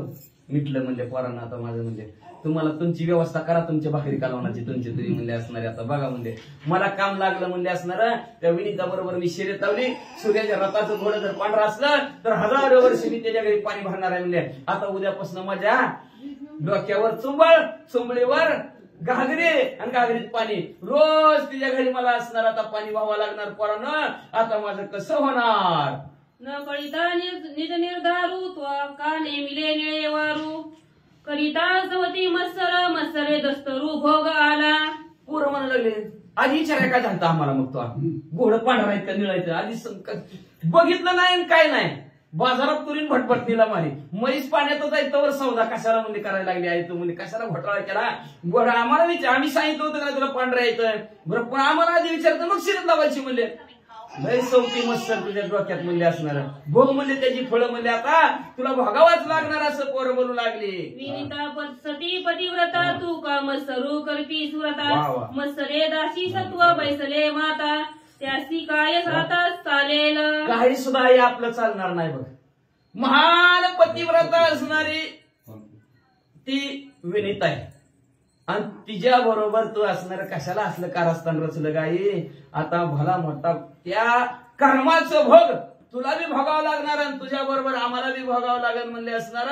कशाला असला आपला भला मोठा अवघड पण कशाला असली शर्यत लावली तू. आता काय करू, आमचं तर आता काही चलत नाही. अशी पोरं आपल्या आईला समजूत घालू लागली. न करता मातेचा काही वार पुत्र जन्मते तुम्ही पाथर अवघे झोंबवी न विखार निळे सत्वर करावारू. पोरं म्हणले आई काय म्हणले माहिती का पोरांना, मी आधीचे का तो आम्ही आधीचा मला लागला 500 पोया म्हणले पोरांना. होय रे पोरांना म्हणले असणार. हा तुम्हाला कळतंय का नाही म्हणजे पोरांनो? मातीचं दुःख तुम्हाला आईचं दुःख कळत नाही, अद्यापी न कळेल. दगडाला पोटाशी, तुम्ही दगडाला का म्हणजे माझ्या पोटाशी म्हणजे असणार. कळायला पाहिजे तुम्हाला आईचं दुःख म्हणजे. कळत नाही म्हणजे असणार. तुम्ही म्हणजे आताच्या आता जायचं आणि त्या घोड्याला चावायचं आणि घोडं निळं मला दाखवायचं, बाकीचं काय करायचं नाही असं पोरांना त्या कदरूनं सांगितलं. सर्प म्हणे ती करिता कपट होईल विगियांचे तळपट, वंश होईल सपाट करिता कपट भले नव्हे. पोरं म्हणायला लागले आई नादाला लागू नको, कपट केलं की तळपट झाल्याशिवाय राहतच नाही. दुसऱ्याला खड्डा खांदायचा आहे पुरायला, आधी खड्ड्यात आपण उतरावं लागणार आहे. दुसऱ्याच्या तोंडाला काळा लावायचं म्हणत तर आपला हात आई आधी काळं करावं लागतात ग. तुला कसं कळलं ना? ते कोणी पुत्राचे वचन कदू झाली कोपायमान, बरं. मग शाप दिदला दारून अगदी धने भस्म व्हाल पै. मग म्हणजे मला उलट सुलट बोलताव का म्हणले तर हाताच्या पोटाप्रमाणे सांभाळून मला शिकवा लागला काय? कपट केलं की तळपट होते. अतिशय राग आला आणि रागाच्या भरात म्हणजे पोरांनो तुम्ही धडा धडा जळून मारचाल. तव सर्प धोंबवीन सकळ विषय वारू केले सुनीळ, मग मातेशी सांगली उतावेळ दावी तू तत्काळ विनितेसी. मग म्हणजे जावचं धडा धडा जावचा म्हणजे पोरं घाबरले की म्हणजे असणार. आई तुझं काम करतो, मारण्यापेक्षा तुझं तेवढं काम केलेलं बरं म्हणजे असणार. काम करतो हो, आताच्या आता आम्ही जातो घोड्याला चावतो. आमचं घोड्यात विष पसरले की घोड्याचा रंग बदलणार, निळं होणार. तो लगेच त्या वनितेला दाखवायचं आमचं काम झालं. असं असणारी पोरं आपल्या आईला म्हणू लागली आता काय झालं पुढं? विलंब करिता या कार्याशी सूर्य शोषील या विषयाशी, मग दावीला विनतेसी जयो अमासी पैनये. जर तू जर उशीर केला घोड्याला आमचं विष चढणार. विष चाललं की कलर बदलतय, कलर बदलल्याबरोबर लगेच तू तिला दाखवायचं कदरूला. तू जर उशीर केला असणाऱ्या वनितेला दाखवायला जर उशीर केला आहे तू तर काय होईल माहिती का? सूर्यदेव सगळं ते विष शोषून घेतील. शोषून घेतला की आपला विजय होणार आहे का? विजय होणार नाही. म्हणून उशीर लावू नको आणि चावल्या चावल्या लगेच त्या असणाऱ्या वनितेला बोलवायचा आणि घोड्याचा रंग दाखवायचा. कपटाच्या कृत कार्यासी तात्काळ साधावे वेगेसी, विलंब करिता कपटाशी जयो अम्मा पैनाही. कपटाचं कार्य करायचं, पुढच्याला फसवायचं काम करायचंय. पुढच्याला फसवायचं म्हणजे वेळ लावून चालतं लगेच हु करून कधी फसून निघून जावा ती माणूस पण ओळखू तरी नका. बघा आपण जर एखाद्या वेळेस जर फसलो तर आपल्याला कळत नाही. एवढ्या 1 मिनिटात आपण फसलो, एवढ्या शब्दात फसलो, काय कळून बी गेलं नाही. पुन्हा म्हणतात ना व ते काहीतरी पावडरचा वापर करते ती वापर करून काहीच कळत नाही आपल्यासारखं करते ती म्हणते ती. मग तसं असणार. फसवायचं कार्य करायचं असेल तर तात्काळ लगेचच्या लगे करावं लागतं. त्याच्यात जर वेळ लावला तर माणसं लगेच विचारपूस करतात कुठला काय आम्हाला फसवता काय, किती जणांना फसवलं धरून पोलिसांचे हवाले करतील की म्हणजे. मग आपल्याला त्याच्यात विजय येणार नाही, आपलं काम पूर्ण होणार नाही. म्हणून फसवण्याचं काम करायचंय, कपटाचं काम करायचंय. लवकरात लवकर करावं लागतं, उशीर त्याच्यात चलत नाही. पुत्र वचने उतावेळ कद्रू विनीता आणि तात्काळ, सूर्यरथीचे वारू सुनीळ देखो समूळ निळवर्ण. लगेच म्हणजे असणार वरांनी त्या सापांनी सांगितलं कदरूला म्हणजे बोलले विनीताला. विनीता घरातनं बाहेर आणली, दोघे बगीच्यात उभा राहिली. लगेच असणारे साप उडलेले आहेत आणि उडून म्हणजे असणारे घोड्याचा चावा घेणार. कद्रू म्हणे विनीतेसी तू म्या जिंकले निज पैजेसी, तू झाली माझी दासी अति उल्हासी आली घरा. आणि मग लगेच असणाऱ्या ही साप उडले, घोड्याला चावले, घोड्याचा रंग निळा झाला. साप त्यांचं विष त्याच्यात शिरल्याबरोबर लगेच असणाऱ्या कदरूला देखील बघ विनीते घोडे कसले आहेत? निळे. चल घरी घे गागर वाह पाणी. आल्हाद देखुनी मातेसी सर्प मागती उषापाशी, कद्रू हरी खरी मनासी उषापाशी स्वयंवदे. बघा तुम्हाला काम मिटलं ना, आपलं पाणी भरायचं वाचलं, आनंद वाटला कदरूला. आणि पोरांनी बी काम केलं. पोरं म्हणले मग जळून भस्मा भो म्हणलेला जी काय शाप होता का नाही त्याला आता काहीतरी उशाब्दिकी आहे, तसं मर म्हणू नको. कन्या जलकाराची उदरी जलकारू वै करी, अस्तिक जन्मले ब्रह्मचारी तो शाप जोहरी रक्षीला. मग म्हणले तुम्ही जळून भस्म होताल तर कुठं होताल? हस्तिनापुराच्या ठिकाणी जन्मेजय राजा सर्प 17 मांडील आणि त्यावेळेस ज्या सर्पाचं नाव घेऊन तिथं भिंडवळचे भिंडवळ पडणार आहे. जन्मेजय राजा सर्प 17 मांडणार आहे आणि त्यावेळेस तुम्ही सगळे जळून मरचाल. पण त्याच वेळेस म्हणले एक आस्तिक म्हणले त्या आस्तिक मुनीमध्ये असणार त्या पद्मिनी नावचे लागेल नागनाथ महाराज नवनाथातली कथा ही तर सांगायची जुळती. मग आस्तिक ऋषी आहेत त्या पद्मिनी नागिनीला वडाच्या पोखरीत लपवून ठेवतील आणि ते आस्तिक तुम्हाला वाचवतील. उशाप काय दिला बघा. जुळून भस्म जन्मी राजाच्या सर्पसत्रामध्ये तुम्ही वाचाल तेव्हा बघा कधी कोणाला कधी शाप कोणाचा लागल सांगता येत नाही. तिसऱ्या पिढीला शाप भोगावा लागला होता ह्यांच्या असणाऱ्या सापकुळांच्या. पण त्या असणाऱ्या जन्मेजय राजाच्या सर्पसत्रामध्ये पडणार होती. आस्तिक मुनी त्राता झाला आणि त्या आस्तिक मुनीनं परत नागकुळ वाचवलं. असा आईला उशाप दिला तुम्हाला आस्तिक मुनी पुढे वाचवतील. दुर्दशापाग्नी अंत सर्प जळता समस्त अस्तिक पावोनी तेत देह धनता रक्षील. मग म्हणजे असणारा दुर्धर असा शाप दिलेला होता की जळून भस्म होता. का तर त्या परीक्षित राजा 7 दिवसात साप चावून मारणार होता. परीक्षित जन्माला मेला साप चावून म्हणून त्याच्या मुलाने असणारं हे जन्मेजयाने सर्पसत्राचं असणारं यज्ञ मांडला होता. बापाचा सोड वाचवून सगळी साप जाळून टाकायचं. आणि मग त्यावेळेस तुम्ही जळून मारताल हा आईचा शाप आता त्यांना लागू ठरला होता. मग त्यांना त्राता कोण तर आस्तिक मुनी सर्व नागकुळ वाचवतील का तर सापांची नावं घ्यायची त्यांचं बेंडोळी विचार. त्या आस्तिक मुनीने सगळ्यांच्या कानात सांगितलं त्या पद्मिनी नावची नागिन आहे तिचं नाव कोणी घेऊ नका. तिच्यात आविर्होत्र नारायण नवनारायणातील आविर्होत्र नारायणाचा नागनाथांचा जन्म होता. सिद्ध नागनाथांचा जन्म होणार आहे आणि तिथून नागकुळ वाचणार आहे म्हणून तुम्ही तिचं नाव घेऊ नका. सर्व ऋषी मंडळीच्या कानात सांगितलं. ऋषी मंडळीने पद्मिनीचं कोणी नावच घेतलं नाही तेव्हामुळे नागकुळ वाचलं. असं तुमचं कुळ वाचल. अशा प्रकारे त्या कदरून त्या असणाऱ्या नागांना सापांना असणारा उशाप दिला. व्रतपक्षाचे कुळ सकळ शापी ग्रीत जळता मातुळ अस्तिक रक्षील तत्काळ तपोबळ आपल्या प्रतापे. तपाच्या बळाच्या जोरावर बर का तपाचे सामर्थ्य तपनीला अमुप हे तपाचं सामर्थ्य ताकद आहे तपाची. वशिष्ठ महाराजांसाठी म्हणजे काय उपर्ण सूर्याच्या जागेवर एवढं तेज आहे तपामध्ये. दानामध्ये असणार तेवढ्याच प्रकारचं असणारा बळ आहे ताकद आहे. ह्या तपाच्या बळावर आस्तिक मुनी आपल्या मामाकडचं कुळ वाचवायचं. म्हणून त्या आस्तिक मुनी कुठल्या आहेत नागकुळातले असणारे त्यांच्या मामाचं नागकुळ आहे म्हणून आपल्या कुळाला मामाचं कुळ वाचवायचं म्हणून आस्तिक मुनी म्हणजे असणारा तुम्हाला वाचवील त्या मारण्यापासून असा उशाप कदरून दिला. उशापे तुष्टली माता त्यांनी अल्लाद सर्प समजता कदरुसी परमचित्ता सुख सर्वता ससेना. अशा प्रकारचा उशाप त्या सापांना कदरून दिला. कदरूलाही आनंद वाटला सापांनाही आनंद वाटला. पण वनितेला असणार दुःख वाटू लागलं. आता पाणी भरावं लागल काय करायचं. कपडे जिंकली विनीता कपट करील पुत्र घाता ते कदरुसी दस्तूर चित्ता सुख सर्वता असेना. कपटाने असणारे विनता जिंकली आपण.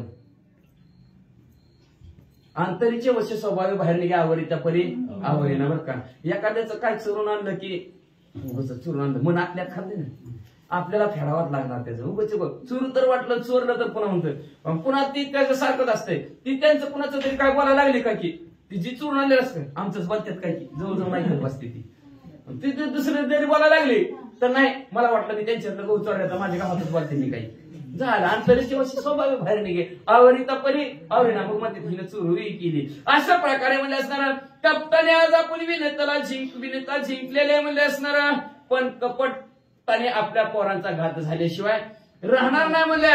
असे कदरूला सारखी चिंताच लागली. सुख तू थोडं सुद्धा तिला संसार करताना वाटना सारखं ध्यान फसविलं आपण उगतच फसविलं असं वाटू लागलं. जरी कपटे जय पावला कपटी तरी धाके दुखदकी पोटी कपट घातकी शेवटी कपटे कपटी अति दुःखी. जरी कप्ताने असणारा जय पावला असेल विजय आला असेल आपल्यासारखे माणसं झाले असेल पण सारखं मनात धाकधुकच राहते. कधी ह्यांच्या लक्षात येईल आपण फसविले म्हणून घरच्याच माणसाला आणि जर लक्षात जर आलं तर कसं काय व्हायचं. सारखं धुक मनात बसते आणि शेवटी असणाऱ्या कपट करणारा माणूस अतिशय दुःखीच होत असतं. फार असणारा दुःखी होतं वाचा. निज कपटाची अति चिंता बैसली कदूची या माथा पुढे वनितेची कथा बंधूच मना अवधारा. असणारा स्वतः असणारा कपट केलं आणि कपटामुळे तिला चिंता लागली. चिंता से शरीर घटे, पाप से लक्ष्मी सुटे. चिंता केली की शरीर घटल्याशिवाय राहतच नाही. ते डॉक्टरला विचारतात कुठला रोग झालाय, ती म्हणतो चिंत्या रोग झालाय. आता कसा चिंत्या, कशाने जाणार आहे, कुठलं औषध दिल्यावर, कुठलंच औषध दिलं तरी जात नाही. आणि अशा प्रकारचं असणारं चिंताने शरीर घटलं जातं. म्हणून ती काळजीच करायला लागली. आपण उगाचच कपट केलं, आपण उगाचच कपट केलं आणि आज ना उद्या आपण त्या कपटाचं असणारी परतफेड आपल्याला करावं लागेल अशी सारखी काळजी करू लागली. आता ही जी काय वनिता आहे ती वनिता असणारे आपण हिच्या घरी पाणी भरायचं बंद कसलं, आपलं कसं बंद होईल, कशातनं आपली मुक्तता होईल याचा ती विचार करू लागली. विनिता पुसे अरुणा प्रति श्वेत वारू सूर्याचे रती. ते आता का सांगितले मनची ती निळ प्रती ती मज आली. गेले की पोरापाशी आपल्या आणि त्या अरुणाला विचारलं, अरुणा मी तुला त्या दिवशी विचारलं होतं का नाही रथाचे घोडे कसले आहेत, तू मला पांढरं, मी आज बघितलं तर मला निळ कसं काय दिसलं, खोटं बोलतो का म्हणलं तू, का मला फसवलं तू. असं असणारी आई आपल्या असणाऱ्या ती वनिता अरुणाला बोलू लागली. निळी मळ चढला अश्वासी ते नेहमी झाले कजरूची दाशी. घडा घेऊन याशी अहिर्निशी जळवाई. निळे दिसले घोडे, निळे दिसल्यामुळे बघ म्हणले मी असणारी त्या कजरूची दाशी झाली. रात्रंदिवस म्हणले तिच्या घरी काय पोरं कमी येतं, साप काय कमी येते काय, कमी पाणी लागतं का प्यायला, धुवायला, आंघोळीला, किती पाणी लागतंय म्हणले त्यांना. रात्रंदिवस माझ्या डोक्यावरची घागरच बंद नाही. बघ म्हणले पोरा पाणी वाहून वाहून टक्कल पडायची वारी आली. अरुण म्हणे सरपी देख चढवून या निज विष. निळे वारू केले निशंक परी कपडे दुःख पावती. आई काही म्हणले असणार, तुला खरं सांगतो मी घोडे पांढरेचे, पण असणाऱ्या त्या कदरूच्या पोरांनी कदरूनं कपट केलं आपल्या बरोबर. त्या असणाऱ्या रथाच्या घोड्यांना ते चावले, त्यांचं विष घोड्यामध्ये शिरलं, त्याच्यामुळे घोड्याचा रंग बदलला, घोडे निळे झाले आणि नक्की असणारं आपल्याला दिले काय दुःख आहे त्या दुःख केलेल्या कर्माचं त्यांना पुढे भोगावेच लागतील. आई तू काय काळजीच करू नको. सुनील दे कोणी वारूसी कोप आला सूर्यासी. मग उपटवून या सर्पांच्या पंखासी आणि पायासी निवटिले. मग असणारं पहिलं सापा उडता येत होतं बरं का. आता सूर्य कुठं आहे, रत्तीत आहे, मग हिथनं अशी उडत उडत पंखाने गेले. पहिलं सापाला पाय पण होतं. मग ती साप तिथं आपल्या घोडे निळे बघितले ना, विष चढलेलं बघितलं सूर्यदेवाने रथाला त्या घोड्यांना निळे झालेले दिसले. निळे झालेले दिसल्याबरोबर सूर्यदेवाला राग आला, म्हणजे हे सापच चावलेत म्हणजे आपल्या घोड्यांना. म्हणून सूर्यदेवाने तलवार काढली आणि सापाचे पंख छाटून काढले आणि पाय तुडताव उडताव म्हणून पाय बी तोडून टाकले, पंख बी सूर्यदेवाने तोडून टाकले. पूर्वी पक्ष होते सर्पासी गोमीच्या एसे पाया त्यासी. सूर्य को बोरी मानसी पक्ष पायाशी छेदिले. मग पूर्वी असणाऱ्या सापाला पंख बी होते आणि गोम बघतो ना आपण, त्या गोमी सारखं असणाऱ्या त्यांना पाय बी लय होते. पण सूर्यदेवाने असणाऱ्या यांनी कपट केलं ना सापाने, उडा येतोय म्हणून काळजी करायचं काय. देवाने दिला कशासाठी, काय दिला कशासाठी वापर केला, वाईट कर्माची फळं भोगावत लागणार आहे. त्यांचं पंख बी कापलं आणि पाय बी कापून टाकलं सूर्यदेवाने. पाय निवटिल्या मग उरे चालू लागले नाग. या लागी त्याची उरग हा दुःख भोग कपडांचा. हा दुःखाचा भोग त्यांना कपटाचा भोगावाच लागला. जैसे ज्याचे कर्म तैसे फळ देतो ईश्वरा. पाय छाटल्याबरोबर त्यांना पोटाने सरकावं लागलं. पोटाने पळते बघा साप म्हणजे, म्हणून त्यांना उरग असं नाव ठेवलं. सूर्य शापिले सर्पाशी उदरी धरिले कपटाशी. तोची उदर शूळ तुम्हासी अहर्निशी शुभोगाल. सूर्याने शाप दिला म्हणजे असणारा ज्या पोटाच्या ठिकाणी म्हणजे तुमचे असणारं कपट आलं, कपटाने तुम्ही म्हणजे त्या वनितेला असणारं दाशी बनवलं, कपट केलं, तिने माझ्या घोड्याबरोबर कपट केलं. चावला उगोच काय त्यांचा अपराध नसताना, म्हणून तुमच्या पोटात मध्ये सारखा सूळ उठल, पोटानेच तुम्हाला सारखावं लागेल आणि पोटानेच चलावं लागल. मुकेल पक्ष आणि पायासी उदरी शूळ अहिर्निशी. कपटाची दशा येसी कपटासी अति दुःख. जिथं कपट आहे तिथं दुःख आहे, म्हणून कपट करायचं नाही. कपट केलं की तळपट झाल्याशिवाय राहतच नाही, हे भोगावं लागलं सापांना. पंख बी गेले आणि पाय बी गेले, पोटात बी सूळ, सारखं पोटाने सरकून इकडं तिकडं पळावं लागलं. जितुके झाले उठाउटी तरी कपडन सोडी पाटी. अंगी घातली शेवटी कपटे कपटी अतिउक्की. आणि अशा प्रकारे असणारा कपटाने त्यांची एवढी परिस्थिती केली तरी कपट जोपर्यंत ते फळ परिपूर्ण भोगत नाव तोपर्यंत त्याची दुःख, जोपर्यंत केलेलं पाप आहे त्या पापाची फळं भोगल्याशिवाय ती पाप तुमच्या मागचं संपतच नाही. तशा प्रकारचं असणार शेवटी अजून त्या सापाला काय दुःख कपटाचं भोगावं लागलाय का? सूर्य अश्ववी शाप पूर्ण कर्णिगारा किले निश्चित करू नका. निश्चित करून तेरी झाले शोभा मामायन श्राम कर्ण मग त्या सूर्यदेवाने काय केलं? सर्व ते सर्व असणारं विष शिवसून टाकलं फळ्याच्या आणि काय केलं? तिथून तिथून अंगातलं काढलं कानाच्या ठिकाणी ठेवलं. म्हणून त्या दिवशीपासून त्या घोड्याला नाव शामकर्ण असं झालं.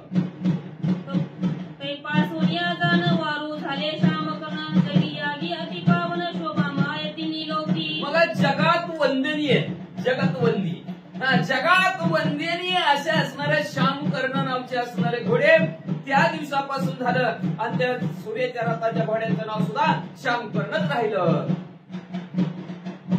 अरुण सांगे माते प्रति मज आदी सूर्याची गती मी जागोन्या पैसे नरती बंधू निर्मुक्त गरुड धीन. मग आई म्हणली आता ह्याच्या आधी दुसरी एक कथा आहे बरं का, 2-3 पुराणात मी वाचली ह्या दोघींचा सौती मत्सरचा. ह्या असणाऱ्या वनिता होती. वनिता त्या वनिताला आपली सुटका कोण करील? वनिता. विनता. तो वनिता बी एका जागेवर आहे, विनिता बी एका जागेवर आहे बरं का. मग विनिता, मग ह्या विनतेला वाटत होतं की आपली असणारी सुटका कोण करील? पोरच करतील. हिला जसं पोरांनी मदत केली तसं माझी बी पोरं मला मदत करतील. म्हणून असणाऱ्या ह्या वनितेने असणाऱ्या पहिल्यांदा अंड्याला जन्म दिला. 2 अंड्याला जन्म दिला. 2 अंड्याला जन्म दिल्याबरोबर तिला काय वाटलं माहितीये का? पोरग लवकरात लवकर जन्माला यावं आणि मला दुःखातनं बाहेर काढावं. म्हणून सूर्यदेवाची उपासना केली आणि सूर्यदेवाची उपासना केल्यानंतर सूर्यदेव प्रसन्न झाले. प्रसन्न झाल्याबरोबर तथास्तु तुला मुलगा होतील असा असणारा त्यांनी आशीर्वादही दिला. आणि आशीर्वाद दिल्यानंतर 2 अंड्याला जन्म दिला तिनं. 2 अंड्याला जन्म दिल्यावर म्हणले तिला वाटलं, तिला सुट लागली गडबड. म्हणजे लवकर पोरग जन्माला येईल, लवकर माझी असणारे ह्या पाणी वाहण्यातून मुक्तता करेल. म्हणून 9 महिने 9 दिवस व्हायच्या आधी एक अंड तिनं फोडलं. एक अंड फोडलं तर त्याच्यातनं आता 9 महिने 9 दिवस झालं तर पूर्ण बाळाला होत्यात. त्या पक्षाला आतमध्ये 9 महिने 9 दिवस झालंच नाही तर त्या बाळाला हात बी नाही आणि त्या बाळाला पाय बी नाही. असंच जन्मलं. हातानं पायाचं जन्मलं. जन्मल्याबरोबर लागली रडायला. आता जन्मलं तर आता ही पाय बी नाही तर हात बी नाही तर माझी मुक्तता कशी करेल? लागली मोठ्या मोठ्याने बोंबलायला. सूर्यदेवाला असणारे म्हणायला लागले, सूर्यदेवा दिलं ते दिलं, पोरग असलं कसं काय दिलं म्हणजे असणार? असलं देत असते का म्हणजे आता ही माझी मुक्तता कशी करेल म्हणजे असणार? सूर्यदेव म्हणजे मी तरी काय करू, तूच गडबड केली म्हणजे असणार. मग आता म्हणजे ही काय ह्याचं काय करू? मग सूर्यदेव म्हणजे तुझ्या नाही कामाचं, राहू दे माझ्या कामाचं. मग सूर्यदेवाने त्याला नेलं आणि त्याचं नाव अरुण ठेवलं, आपल्या रथाचा सारथ्य केलं. असा हा अरुण. पुन्हा दुसरं एक अंड होतं. दुसऱ्या अंड्याला ती म्हणजे आता धीर धरते म्हणजे 9 महिने 9 दिवस अंड्याला होऊ दिलं. अंड मनाने असणारे ते उगवलं आणि त्याच्यातनं गरुड जन्माला आलं. मग त्या अरुण म्हणला, हो मला रोज सूर्यदेवाचा रथ चालवावं लागते. आई मला रोज रथ चालवावं लागते, रोज माझ्या कामाची ड्युटी आहे, मला माझ्या जागेवर काम करणारं बी कोणी नाही. सही करून माघारी करता येत नाही. मला घोडा बरोबर हाकावाच लागतं, बरोबर तिथपर्यंत पोहोचावंच लागतं. नाहीच आम्ही दवाखान्यात गेलो तर किती पेशंटची तारांबळ. मग म्हणले असणार ही जग आहे का पेशंट सूर्यदेवाचं म्हणजे असणार फार फजिती होईल. मला माझी चोख ड्युटी करावी लागते. आई माझ्याच्याने तुझी मुक्तता होणार नाही. गरुड जरा रिकाम आहे थोडासा, त्याला जरा सवड आहे म्हणजे कामाची. ती सही करून घरी गेलं तरी चालतं, त्याचा लई मोठा वशील आहे. भगवंताचं भान आहे ते म्हणले, आहे का नाही? भगवंताचं भान म्हणजे त्याचा मोठा वशील आहे म्हणलं. ती तुझ्या असणाऱ्या कामात ह्या मुक्तता करेल. आई तू गरुडाला सांग. त्रिजगती गरुडापाशी सामर्थ्य शक्ती त्याची अंगी शेषनुता शांती बंध निर्मुक्ती तो करील. आई काय असणार तुझ्या असणाऱ्या बंधनातून मुक्त करायचे असेल तर गरुडजी करतील. का तर शूरवीर पराक्रमी अख्खं जगत आकारण्याची ताकद त्यांच्यामध्ये आहे आणि सहिष्णुता आहे त्यांच्यापाशी, शांतता आहे, दुसऱ्याला पुढच्याला समजून घेण्याची ताकद त्यांच्यामध्ये आहे. माझ्यासारखा उतावळपणा रागिष्टपणा अजिबात त्यांच्याकडे नाही. सहनशीलता आहे. या सहनशीलतेच्या जोरावर आई तुझी नक्की मुक्तता गरुडजी करतील. सूर्याची आज्ञा मज तत्वता उदयी वंदावी माता पिता म्हणून आलो मी वंदनार्थ जाईल मागुता रथा गती. सूर्यदेवाची आज्ञा आहे आणि त्या सूर्यदेवाची आज्ञा शिरसावंत म्हणून आई आधी उठल्या उठल्या सूर्योदय व्हायच्या आधी आई वडिलांच्या पाया पडायचं. म्हणून तुमचं दर्शन घेण्यासाठी मी आलेलं आहे. म्हणजे आता तुमचं दर्शन घेणार आणि माझे मी असणारं सूर्यदेवाचा रथ असणार पुढे हारून घेणार. एवढं महत्व दिलं अरुणोदय असणार. पहिल्यांदा अरुण येतो परत सूर्य येतो म्हणून अरुणोदय झाला असं लोक म्हणतात. एवढं सामर्थ्य अरुणाला असणाऱ्या गरुड त्या सूर्यदेवाने दिलं आणि त्या सूर्यदेवाची आज्ञा म्हणून मी तुमच्या दर्शनाला साठी आलो होतो. तुमचं दर्शन घेतलं आई साहेब आणि मी आता जातो माझ्या कामाला असं म्हणून असणारे ते नारून निघून गेले. बंद मोचन गरुडा हाती बुद्धी सांगेल माते प्रती अरुण बैसला सूर्यारती मात्र भक्ती गरुडा गाडी. मातृभक्ती गरुडा गाडी. आईच्या भक्ती करण्यामध्ये असणारे गरुड श्रेष्ठ आहे आणि त्याच्यामध्ये असणारी ती भक्ती ओत ओत भरलेली पण आहे. आता बंधनातून मोकळं कोण होईल? आई तुला मोकळं करणारं कोण असेल? त्या कामातून मोकळं करणारं सुट्टी करणारं कोण असेल तर गरुडजी आहे. तू गरुडजीला काय काय काम सांगायचं ते सांग, कसं मोकळं करायचं ते गरुडजी तुला करतील. एवढं अरुणने सांगितलं. अरुण आपलं असणारं त्या सूर्यदेवाचं सारथ्य रथाचं करण्यासाठी निघून गेलेले आहेत. आता ही जी काय वनिता आहे ती असणारी विनिता गरुडजीला काय बोलते ऐका. विनिता सांगे गरुडा पाशी कपटेजी तोनी पैजेशी कद्रूने मज केले दाशी सहस्र वर्षी जळवाई. विनिता सांगू लागली, गरुडजीला जवळ बोलवलं आणि गरुडजीला सांगू लागले कद्रूनं कपट केलं, मला फसवलं असणार आणि त्या फसवण्यामुळे मी काय झाले आमची शर्यत लागली होती त्या शर्यतीचं असणार 1000 वर्ष झालं मी म्हणजे तिच्या घरी पाणी भरते म्हणले. पाणी भरून भरून बाबा मी थकले दमले. मला वाटलं तू मला काहीतरी हातभार लावशील, परपंच रुपया 2 रुपया आणून देशील. मला वाटलं निवांत रात्र झाली की पोती ऐकायला जाऊ असं मला वाटत होतं. पण काय करावं म्हणले असणार बाळा, गरिबीच हाटवणं म्हणजे असणार. तू बी काम धंदा करेना रुपया काय कमवून आणि ना म्हणजे ते आरून तर उठलं की जाते सूर्यदेवा संग. त्याला तर काय काम धंदाच नाही आणि तू हाय तू कसं तरी म्हणजे हातभार लावशील तर तू बी तसंच करायला लागला. पोरा काय करू मी? अरुणे सांगते मज प्रति बंद मोचन गरुडा हाती तरी करशील कैसी युक्ती ते यथार्थ मज सांगे. हो त्यांनी त्याचं काम केलं ते अरुण म्हणून. त्यांनी सांगितलं आहे तुझ्या असणाऱ्या ह्या पाणी भरायच्या कामातनं सुट्टी करायचं असेल तर गरुड करीन म्हणले. बघ त्यांनी त्याच्यावर टुलिलं. 2 भाऊ असले की ती चढ बघल ती चढ बघल आहे का नाही. त्याची ती बघल. मग म्हणले असणार त्याचे तुझ्या सोपून दिले म्हणले त्या गरुडावर. आता ती गरुडची तुझी असणारी कशी मुक्तता करतील ते असणारी गरुडची कडून मुक्तता करून घे असं अरुणजी सांगून गेल्यात. मग आता तू काय करतो बाळा? तेव्हा गरुड गोक्षला उद्धट तुझं जिंतले करोनी कपट कपडे कपटियांचे तळपट करील सपाट सरपांचे. राग आला गरुडजीला. गरुडजी म्हणले आहे तुझ्या बरोबर कपट झालाय का? मला काय माहिती म्हणले तेव्हा सांगितलं असतं ह्याचं तळपटच करून टाकलं असतं म्हणले असणार.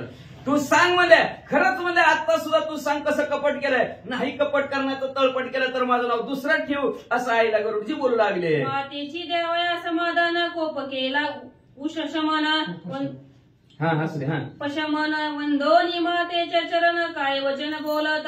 मग म्हणले असणार थोडासा राग शांत केला. राग आला होता ना, राग शांत केला आणि राग शांत का तर रात्री राग भीक माग असतो म्हणले आणि अजून पुढचं कार्य लय भलं मोठं करायचंय. राग थोडासा शांत केला आणि आईला विचारू लागला सांग बरं काय कपट केलं तुझ्या बरोबर? बरं काय केलं असेल ते केलं असेल जाऊ दे ती विसरून जा.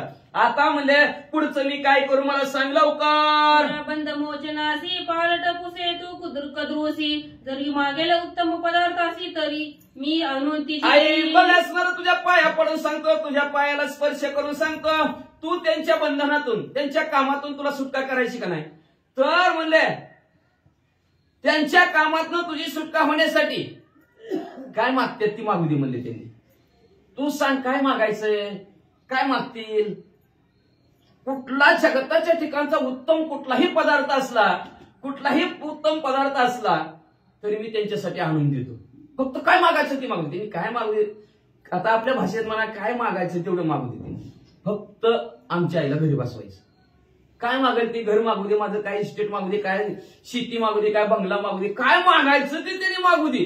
मी सगळं आमच्या कपड्यानिशी बाहेर निघतो, सगळं त्यांना घेऊ दे. पण तू माझ्या बरोबर चल, तुझी आजपासून सुट्टीच करतो. फक्त तिला जा घरी विचारून ये कोणा चेकने सह्या आणायचे असले तर आपण 3 जण एकदाच सह्या करू असं असणारा गरुडजी आपल्या आईला बोलू लागले. 102 झाले. श्री गणेशाय नमः, श्री सरस्वते नमः. मात्र बंधू मोचन अर्थ आरती दुर्लभ मागेला अर्थ तो देईन पदार्थ मोचनार्थ पुषे वेगी. ग्रंथ करते श्री संत एकनाथ महाराज या ठिकाणी सांगतायत विनिता आणि गरुड यांचा संवाद आहे. गरुडानं सांगितलं जा तिच्याकडं, तिला विचार ही शर्यत बदलायची, ह्या शर्यतीच्या बदल्यामध्ये तुला काय पाहिजे जगामध्ये अत्यंत दुर्लभ, तू फक्त बोट दाखव ती वस्तू तुला आणून देतो, काही मग ह्या जगामध्ये तुला जी पाहिजे अपेक्षित आहे सगळ्याला जरी दुर्लभ असेल तरी मी ती आईच्या मुक्ततेसाठी आणून देतो, फक्त काय पाहिजे ती माग, तिला जाऊन विचार, असं गरुडा आईला बोलतात. मग विनता सांगे स्वय कदृषी गरुडे पाठविले पालटू बंधू मोचनाशी जे मागती ते देईन. आणि गरुडाच्या सांगण्यावरती गरुडाच्या बोलण्यावरती विश्वास ठेवला. विनिता कद्रूपाशी गेली, कद्रूला बोलवलं, म्हणले बाहेर ये. हे बघ म्हणले आपल्याला जी शर्यत आहे मी हारले मान्य आहे, मी हार मान्य करते पण बदलू, हे जी शर्यत आहे ती बदलू. ह्या तुझ्या घरी हजारो वर्ष पाणी भरण्यापेक्षा आता जर तुला काही मागायचं असेल तर माग, कारण मला माझ्या पोरानं पाठवले गरुडानं. जर तुला ह्या शर्यतीच्या बदल्यामध्ये जर काही अपेक्षित असेल दुसरं तर काही माग. विनिता बोलतात निज मातेच्या बंद मोचनी कल्पतरू चिंतामणी देईन काम देनो आणुनी आवडी मनी ते मागे. आणि विनिताने सांगितलं गरुड आईच्या बंध मुक्ततेसाठी आईला सोडवण्यासाठी काहीही करायला तयार आहे. गरुड आईच्या मुक्ततेसाठी तू काही माग, जी मनाला आवडेल ती माग. मग कामधेनू गाय मागितली, कल्पतरू मागितलं, चिंतामणी मागितलं, परीस मागितला, काही माग, जे आवडेल ती माग, गरुड तुला आणून देईल. विनिता बोलतात मग करू विचारी चिती परम सामर्थ्य गरुडा प्रती अति उद्भट याची शक्ती अमृत प्राप्ती त्या मागू. मग कद्रूने विचार केला. कद्रूला माहिती होतं गरुडाची ताकद, अति अद्भुत शक्ती गरुडाकडे आहे. मग एवढी शक्ती तिच्या पोराकडे आहे म्हणल्यावर कपट करायला घाबरली का? जर उघडं पडलं तर गरुड काय अवस्था करील? कद्रूला माहिती होतं त्या गरुडाकडे एवढी ताकद आहे तरी सुद्धा घाबरली नाही महाराज कपट करायला. मग तिनं विचार केला ह्याची ही जी गरुड आहे सामर्थ्य त्रिभुवन आकळण्याचं एवढं सामर्थ्य ह्या गरुडाकडे आहे, म्हणून अमृताची प्राप्ती मागू. ते अमृतच आपल्याला घेतलं की आपली पोरं बी वाचतेली, सगळं कुळ वाचल. आणि अमृताला रक्षण साप असते पण प्यायला भेटत नाही. अमृताला रक्षण साप होते पण त्यांना प्यायला भेटत नव्हतं. आपली सत्ता जर भेटली त्या अमृतावरती तर आपण सगळे अमर होईल, मरायचं टेन्शनच नाही, असा विचार त्या कद्रूनं केला. माझे माझ्या पुत्रा शाप बंधन तेही केली अमृत पान. मग बाधी जरा जन्म मरण निर्धनुतेची सांगू. आणि मग त्यांनी सांगितलं मीच शाप दिला आहे मग अशी पोराने, अग्नी दहने भस्म व्हाल, आगीमध्ये जळून मरसाल असं मीच शाप दिलेला आहे पोरांना. मग हे अमृत जर त्यांना पाजलं सापांना तर मरायचे टेन्शन आहे का? मरत आहे अमृतपान. अमृत पिल्यावर माणूस मरतच नाही, अमर होतो. मग ही सापांना मरायचं टेन्शनच नाही. मग अग्नीत टाकू द्या, कुठं बी टाकू द्या, अमृत पिलं की अमर होतं, मरणार नाही याची आनंद कद्रूला वाटला. कद्रू सांगे विनते पासी निश्चय पुसावे गरुडासी परमामृत देव देवविसी तैतुसी बंध मुक्त. कद्रूनं लगेच विनितेकडे गेली आणि विनितेला सांगितलं बदलायचं म्हणती होय. बरं ऐक म्हणले, तुझ्या गरुडाला सांग की परम अमृत भगवान श्री विष्णूकडे आहे, ते कुठेही नाही. आणि भगवान श्री विष्णूचं ते परम अमृत आहे, ते जर तू आणून दिलं तरच आपली शर्यत बदलेल. मग ते अमृत आणून द्यायला गरुडाला सांग असं कद्रू विनितेला बोलते. माझे पुत्र पाताळवासी अखंड राखण अमृताचे तरी प्राप्ती नाही त्याशी ते तू देशी तै मुक्त. आणि कद्रूने सांगितलं अमृत रोज पोरं बघतेत त्या. आता अमृताला रक्षणच साप आहे, पाताळामध्ये अमृत आहे त्याला रक्षण साप आहे. पण पोरांना ती पेनच भेटत नाही. रोज रक्षण करतात त्याचं, पण त्यांना हात लावायचा अधिकार त्यांना नाही. त्याच्यामुळं ते अमृत आणून माझ्यापाशी दे असं कद्रू बोलतात. स्वादमृत उन्मादमृत सुप्तामृत सुप्तामृत ते अमृते प्रलब्धार्थ परमपूत पांचवे. 5 अमृत सांगितली. स्वाद अमृत आहे, उन्माद अमृत आहे, सुप्त अमृत आहे, तृप्त अमृत आहे आणि शेवटचं अमृत पंचामृत, त्याला परम अमृत म्हणताय. आणि 5 अमृत आहेत म्हणतात. स्वादामृत अप्सरासी तेने त्या स्वादिष्ट सर्वासी तृप्तामृत ते देवासी क्षुधा त्याशी बाधेना. स्वाद अमृत हे अप्सरांकडे असतं म्हणून ते अत्यंत सुंदर दिसतात, स्वादिष्ट असतात. हे स्वाद अमृत आहे, ते अप्सरा प्राशन करतायत. तृप्त अमृत हे देव प्राशन करतायत. देवांकडे तृप्त अमृत आहे, आपल्याकडे बी अमृत आहे. चहा अमृतच आहे, पिले की समाधान वाटतं. तसं स्वर्गातल्या लोकांना अमृत म्हणजे तृप्त अमृत आहे. ते अमृत पिलं की त्यांना पुन्हा भूक लागत नाही, अशा पद्धतीने सांगतात. उन्मदात अमृत दैत्यासी तेने ते उन्मत अहर्निशी सुचप्त अमृत ते दिग्गसासी तेने सुकेशी डुलत. आणि उन्माद अमृत दैत्य प्राशन करताय, त्याच्यामुळे ती उन्मत असते. दैत्य कोणाला ऐकत नाही, आज कोणालाच ऐकत नाही. उन्माद उग त्या ठिकाणी उन्मादपणे वागायचं. आणि पुढे त्या ठिकाणी पुढचं अमृत सांगितलं सुप्त अमृत म्हणजे झोपायचं, ते दिग्गजाकडे असतं, अशा पद्धतीने सांगतात.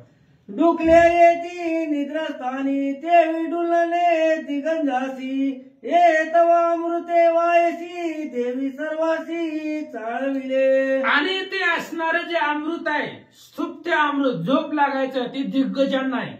डुकले सारखं त्यांना झोपीत असतं, ते अमृत कुंभकर्णाकडे होतं. झोपायचं टेन्शनच नाही, बरंच निवांत झोपायचं. आणि सुप्त अमृत असणाऱ्या दिग्गजांना होतं. चालता चालता मी डुकले येत होत्या. आणि अशा पद्धतीचे 5 अमृत कोण कोण प्राशन करतं सांगू लागले. समुद्र मातीला समजती झाली अमृताची प्राप्ते कलह करिता देवी दैती मोहनी हाती दिदले. आणि समुद्र मंथन देव दैत्यांनी मिळून केलं. दोघांनी मिळून समुद्र मंथन केलं. समुद्रामधून रत्न बाहेर पडली, 14 रत्न, आणि त्याच्यामधलेच हे अमृत आहे. मग अमृत घ्यायचं कोणी, देव दैत्याकडे भांडणं लागली. मग त्याच्यामध्ये भगवान श्री विष्णू मोहिनीचं रूप सुंदर धारण केलं. आणि दैत्य त्या मोहिनीला बघून एवढे बोलले, देखोनी हा तुझी मूर्ती, हाती उल्हास झाला चित्ती, तुझे सांगसी निश्चिती, आम्ही चित्ती मानिले. दैत्याने सांगितलंय बघ, तू म्हणशील हे करबर एक म्हणलं तरी आम्ही ऐकायला तयार आहे. जसं म्हणशील तसं, काय आहे तसं सांग. मग लगेच तिने अमृत वाटायला सुरुवात केली. आता ऐका. मोहिनी रूपे श्री विष्णू जाण तेने अमृत विभागून इतर अमृत वाढून राखिले आपण अमृत.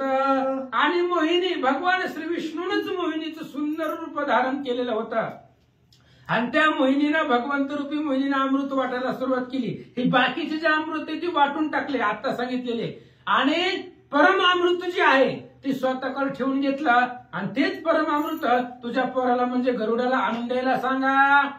चुके का चुके चुके जेने चुके जरा मरण ते परमृत विष्णू आदिन ते दैदेशीला आणून बंद मोचन तै तुझ. आणि त्यावेळेस सांगितलं हे जे आहे गरुडा त्या असणाऱ्या कद्रूने सांगितलं हे जे अमृत आहे ते जे अमृत प्राशन केल्यानंतर ना जन्म आणि मरण चुकत, म्हणजे मरणच येत नाही. आणि असं परम अमृत विष्णूच्या अधीन आहे.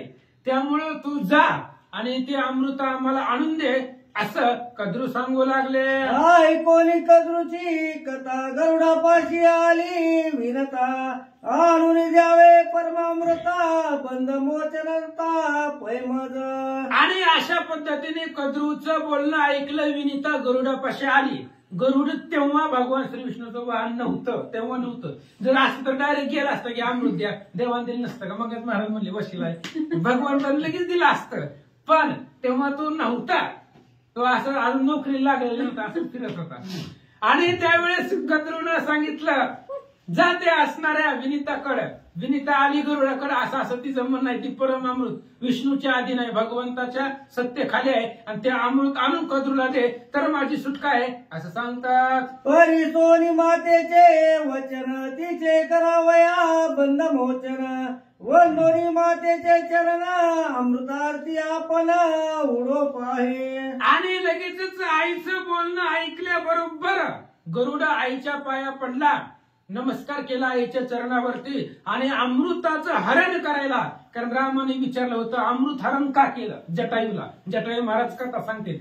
गरुड उडाला. उडत असताना तेवढ्यात वक्र उपजली मातेचे मग हाती धरले गरुडाचे. आणि लाशे कश्यपाशी वृत्तांत त्याची सांगितलं. मग गरुड उडणार अमृत हरण करायला जाणार. तेवढ्यात आईला कृपा आली. म्हणले वडिलांचा आशीर्वाद बी असणं गरजेचं आहे. आई वडील दोघांचा आशीर्वाद वडिलांच्या हाताकडे द्यावा म्हणून गरुडाच्या हाताला धरलं आणि कश्यपाशी आणलं आणि कश्यपाचं दर्शन गरुडाने घेतलं आणि कश्यप महाराजांना विनीतेनं घडलेलं आतापर्यंत सगळं वृत्तांत सांगितला. मात्र भक्ती गरुडासी कोणी सुख कश्यपाशी कृपे आबेशी कुण त्याशी घरी पोटी स्वानंदे. आणि कश्यपाने पाहिलं गरुडाची मातृभक्ती गाडी आहे. गाडी म्हणजे बलवान. हे मातृभक्तीमध्ये निपुण आहे दोघही. अरुणही मातृभक्त आहे आणि गरुडही मातृभक्त आहे. अरुण तर आधी मग असं सांगितलं आले आधी आई वडिलांचं दर्शन करायचं आणि मग कामाला जायचं. हे अरुणाचा नियम आहे. आणि गरुड सुद्धा आईच्या कार्यासाठी तिच्या मुक्ततेसाठी काही करायला तयार आहे. हे कश्यपाने पाहिलं आणि अभय हस्त ठेवला. काय बोलतात ऐका. हरी केवर देती त्याची प्रतापे पावसी परमामृताशी युद्धी विष्णू भक्त वशी मुक्त करशी निज माता. कश्यपाने आशीर्वाद दिला विजयी होशील. युद्ध करत असताना तुला विजय मिळेल आणि युद्धामध्ये विष्णूचा भक्त तू होशील. परम निस्सीम जवळचा विष्णूचा भक्त होशील असा आशीर्वाद कश्यप देऊ लागले.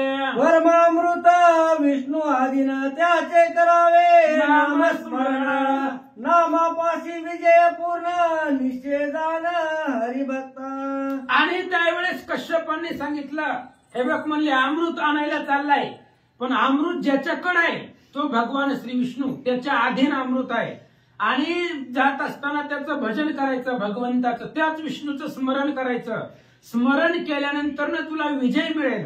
रणांगणामध्ये युद्धामध्ये कुणीही आलं तरी तुला विजय मिळाल असं कश्यपजी सांगतात. अच्युत नामाच्या आवृत्ती तया प्रळयी नवे च्युती. अच्युत पदाची निज प्राप्ती युद्ध सामर्थी पावची. अच्युत भगवंताचं नाव आहे आणि ते असणाऱ्या नावाला कधीच क्षय नाही. नावाचा कधीच त्या ठिकाणी अंत होत नाही. अशा प्रकारचं न संपणारं ते नाव आहे देवाचं भगवंताचं. त्याचं नामस्मरण कर तुला युद्धामध्ये विजय मिळेल. आईशी कश्यपे परम कृपा करुणी अच्युत नामा उपदेशोनी. गरुड गाडीला अमृत हरणी नामस्मरणी निजवियो.